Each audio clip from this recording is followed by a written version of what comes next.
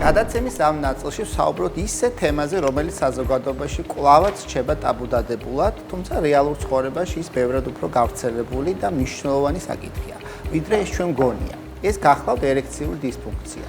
ის 21 საუკუნეში მხოლოდ სამედიცინო პრობლემას არ წარმოადგენს, ეს არის მდგომარეობა, რომელიც უამრავ მამაკაცს აწუხებს და მნიშვნელოვნად ზემოქმედებს როგორც ფიზიკურ ჯანმრთელობაზე, ისე ფსიქოემოციურ სტატუსზე, ცხოვრების ხარისხზე და ადამიანის სიხალისეზე პირველ რიგში. მართალი ხარ შოთა, ძალიან ხშირად ეს მდგომარეობა ადამიანის თვითშეფასებაზე, მის ასე ვთქვათ, ფსიქიკურ ჯანმრთელობაზე, განწყობაზე იმდენად აისახება, რომ ეს აბსოლუტურად ქმნის ცხოვრების ხარისხს ადამიანის და ეს განსაკუთრებით თუ პარტნიორთან მიმართებაში ეს პრობლემები არსებობს, იწყება პარტნიორებს შორის გაუსხოვება და ეს კიდე თავისთავად ემატება და ამძიმებს ზოგადად ადამიანის ფსიქიკური ჯანმრთელობის მდგომარეობას. კეთი ნამდვილად და სწორედ ამიტომ განსაკუთრებული მნიშვნელობა ენიჭება პირველ რიგში სწორად შერჩეულ და სანდო ინფორმაციას, დროულ რეაგირებას და კომპეტენტურ დახმარებას.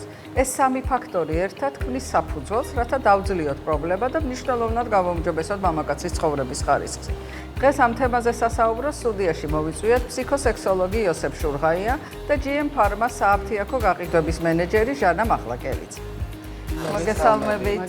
გამარჯობათ. მოკლედ, ძალიან საინტერესო და აქტუალური თემაა ერექციული დისფუნქციები, როგორც შევთანხმდით, დღემდე ძალიან ტაბუირებული ესეთი სფეროა, რომელზე საუბარიც არ უყვართ ზოგადად მამაკაცებს და არც წყვილებს და არ არის ეს კულტურა ჯერჯერობით, ხო? რა არის ერექციული დისფუნქცია, რომ ავუხსნათ ჩვენს მაყურებელს კიდევ ერთხელ? ერექციული დისფუნქცია ეს არის მდგომარეობა, რომელიც შეიცავს სხვადასხვა სახის სექსუალურ პრობლემებს მამაკაცებში.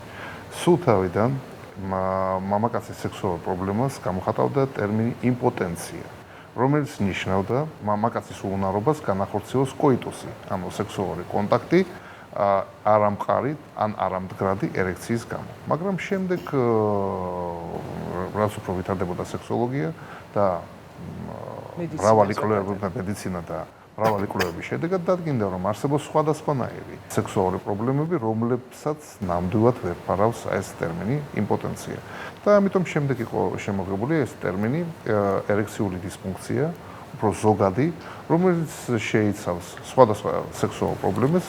პირველ რიგში ეს არის ლიბიდოს პრობლემები, ანუ ლიბიდო სექსუალური უტოლობა და ახსნებადობა.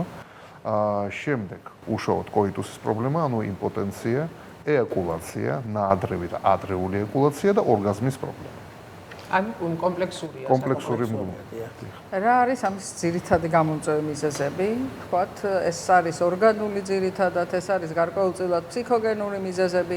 შეიძლება თუ არა რომ ორივეს კომბინაცია იყოს და არის თუ არა ეს ყველაფერი დამოკიდებული ასაკთან, იმიტომ რომ ხშირად არის ხოლმე რომ ვთქვათ მხოლოდ აი ასაკის მატებასთან ერთად შეიძლება გამოვლინდეს და ახალგაზრდა მამაკაცებში ვთქვათ არ გვხდება დისფუნქცია. თუ ეს ასე არ არის. სამწუხაროდ დღესდღეობით ერექციულ დისფუნქციას ასაკი არ აქვს, არანაირი. ადრე თუ ითვლებოდა რომ ეს არის 45+ და 50+ მამაკაცების პრობლემა, დღესდღეობით არანაირი ასაკობრივი კრიტერიუმი არ არსებობს. ერექციული დისფუნქციის წარმოქმნის მრავალი მიზეზი არსებობს, ამიტომ პირობითად გამოყოფენ ორ ფორმას, ეს არის ფსიქოგენური და ორგანული, ანუ სომატური.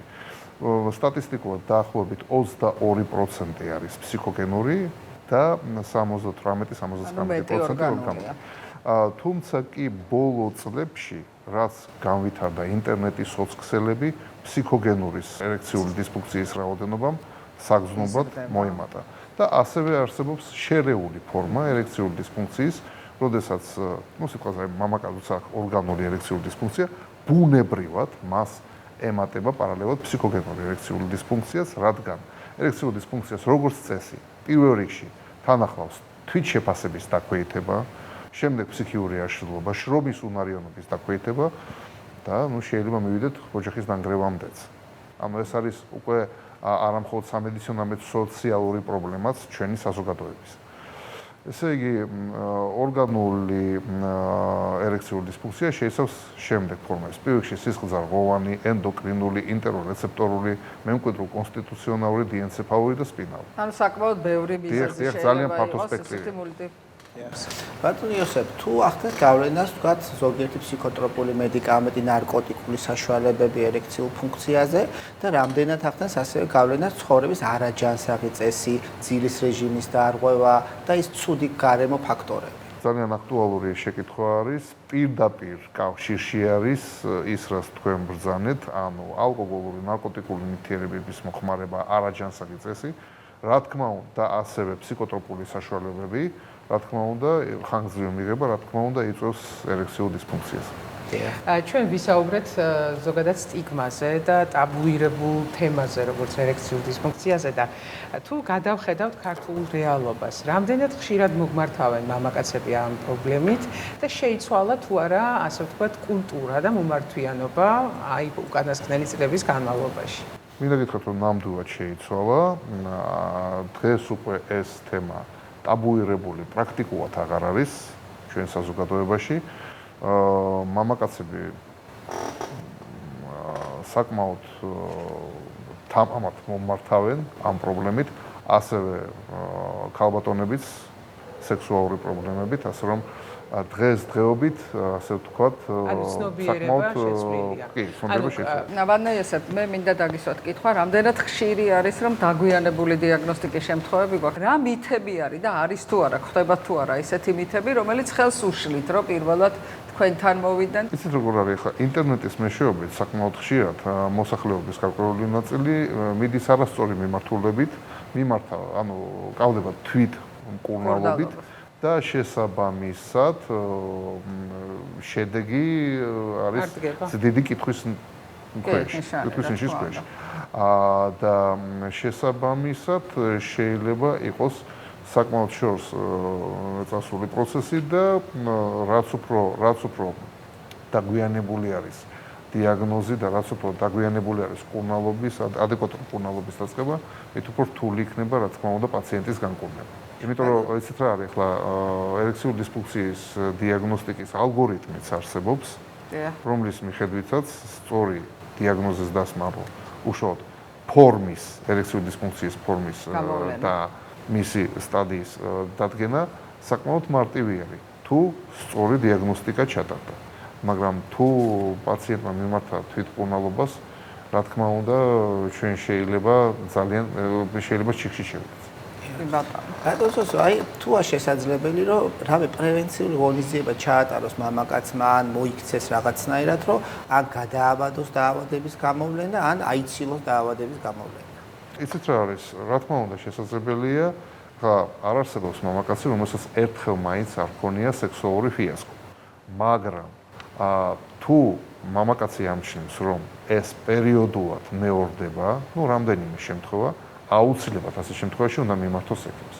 იმიტომ რომ შეიძლება ერექციული დისფუნქცია იყოს აისბერგის, ასე ვთქვათ, ზედანაწილი და ეს იყოს რომელიმე ორგანული დაავადების გამოვლენა. ძალიან მნიშვნელოვანია ნამდვილად და შეიძლება თუ არა ერექციული დისფუნქციისგან სრულად განიკურნოს მამაკაცი, თუ ეს არის მდგომარეობა, მაინც რასაც ჭირდება მართვა და რაღაც პერიოდულობით მუდმივი მეთვალყურეობა. გააჩნია ფორმას.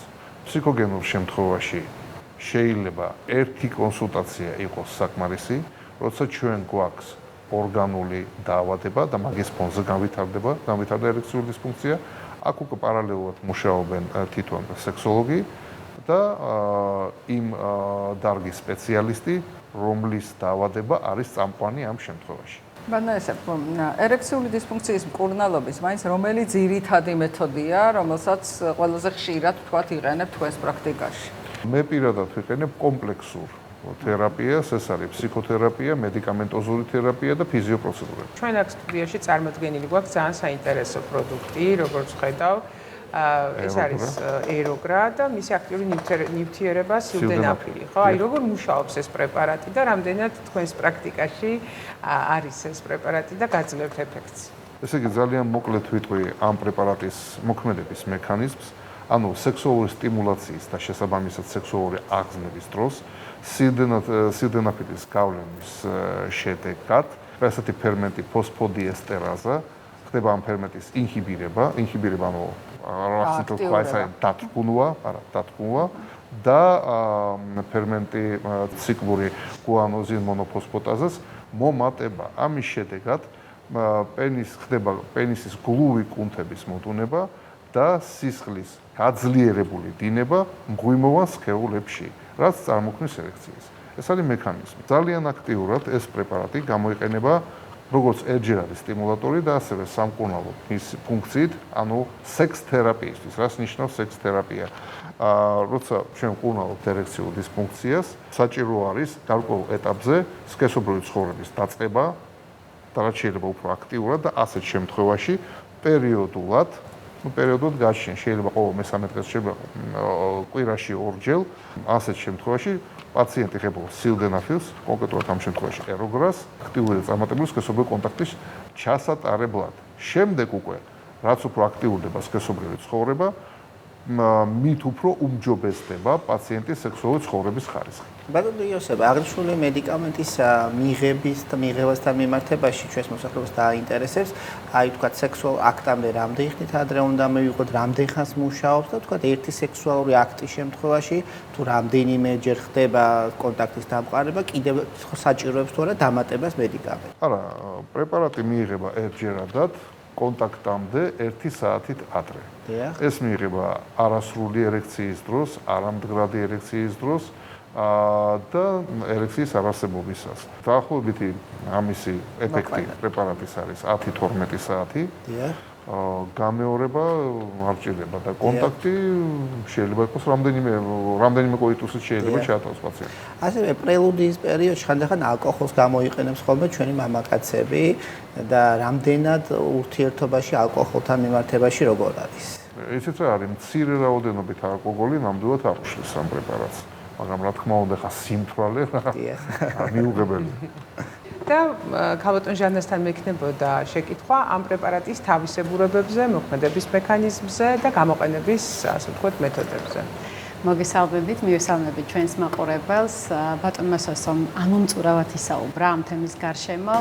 აღმოჩნდა, რომ სოფლიო მოსახლეობის ყოველ მესამე მამაკაცს ეს პრობლემა გარკვეულ ასაკში აქვს. ეს დაკავშირებულია ცხოვრების არაჯანსაღ წესთან, ასევე ქრონიკულ დაავადებებთან, ასევე ასაკთან, ასაკის მომატებასთან ერთად, თუმცა აღმოჩნდა, რომ ასაკი საკმაოდ გაახალგაზრდავდა ბოლო კვლევებითაც და ვიდრე ამ პრეპარატზე ვისაუბრებ, მინდა რომ კომპანიის შესახებ უთხრა ჩვენს მოსახლეობას, GM Pharma ეს გახლავთ 100%-ით ქართული ინვესტიციით დაფუძნებული საერთაშორისო მულტინაციონალური ფარმაცევტული კომპანია, ჩვენი მედიკამენტები და ბიოლოგიურად აქტიური დანამატები იწარმოება დასავლეთ ევროპის ქვეყნების და საქართველოს GMP სერტიფიცირებულ საწარმოებში. რაც შეეხება ეროგრას, ეს არის ერექციული დისფუნქციის როგორც სიმპტომური, ისე სამკურნალო პრეპარატი ჩვენს ჩამონათვალში. ეს გახლავთ სილდენაფილი 100 მგ, რომლის ძირითადი დანიშნულება ეს გახლავთ არასაკმარისი ერექციის დროს, ერექციის არარსებობისას ან ხანმოკლე ერექციის დროს, სქესობრივ აქტამდე 1 საათით ადრე მიიღება ეს პრეპარატი. რაც შეეხება განსაკუთრებულ სიფრთხილეს, როდესაც მიუხედავად იმისა, რომ ურეცეპტოდ იყიდება ეს მედიკამენტი აფთიაქებში, აუცილებლად უნდა გავითვალისწინოთ ის ფაქტი, რომ თუ მამაკაცს აწუხებს მაგალითად ისეთი ქრონიკული დაავადებები, როგორც არის არტერიული ჰიპერტენზია, ან შაქრიანი დიაბეტი, ან მკურნალობს დეპრესიის საწინააღმდეგო საშუალებებით, აუცილებელია რომ ექიმთან კონსულტაცია გაიაროს. დიახ, სხვა ყველა შემთხვევაში ურეცეპტოდ გასაცემი პრეპარატია და დღიური რეკომენდებული დოზა გახლავთ 1 აბი. აუცილებლად უნდა გავითვალისწინოთ ის ფაქტი, რომ ხშირად გვისვავენ ესეთ შეკითხვებს ჩვენი მომხმარებლები, იწევს თუ არა მიჩვევას ეს მედიკამენტი. მიჩვევას არ იწევს, ვინაიდან ეს გახლავთ როგორც სიმპტომური, ისე სამკურნალო, შესაბამისად არ ახასიათებს მიჩვევა და ყველაზე ხშირად დასმული კითხვა გახლავთ ალკოჰოლთან დაკავშირებული, რომ შეიძლება თუ არა ალკოჰოლთან ერთად მიღება ამ პრეპარატის. რა თქმა უნდა, შეიძლება მხოლოდ მცირე რაოდენობით უნდა იყოს, მაგალითად, 1 ჭიქა ღვინო, თრობა არ შეიძლება, ვინაიდან ეფექტს კარგავს პრეპარატი. ღვინოს ნუ მივაყოლებთ ახლა ამ პრეპარატს პირდაპირ. და გარდა ალკოჰოლის, აი საკვებთან მიმართებაში ხომ არ არსებობს რაიმე ტიპის რეკომენდაცია, რა ტიპის საკვებთან მიმართებაში შეიძლება მიიღოს? დიახ, ძალიან კარგი კითხვაა, ცხიმიანი საკვებია აქ მთავარი გასათვალისწინებელი ფაქტორი, ვინაიდან თუ ჭარბად იქნება ცხიმიანი საკვები მიღებული, პრეპარატი აბსორბციას კარგავს, არ შეიწოვება და შესაბამისად ეფექტიც არ დგება. აუცილებლად მინდა ვთქვა, გაყიდვების მაჩვენებლით ქართულ ფარმაცევტულ ბაზარზე სილდენაფილების გაყიდვების მაჩვენებელში ეროგრას უჭირავს 37%. ეს ნიშნავს იმას, რომ ჩვენი მომხმარებლების მხრიდან და ჯანდაცვის ექსპერტების მხრიდან პრეპარატის სანდობასა და ეფექტურობაზე. დიდი მადლობა. ნამდვილად აქტუალურ და საინტერესო თემაზე ვისაუბრეთ დღეს. თქვენ როგორც კომპანიას გისურვებთ ბევრ საინტერესო სიახლეს ამ მიმართულებით, ხოლო თქვენ კი როგორც ექიმს ბევრ კმაყოფილ და გამოჯანმრთელებულ პაციენტს. დიდი მადლობა. მადლობა. წარმატებები.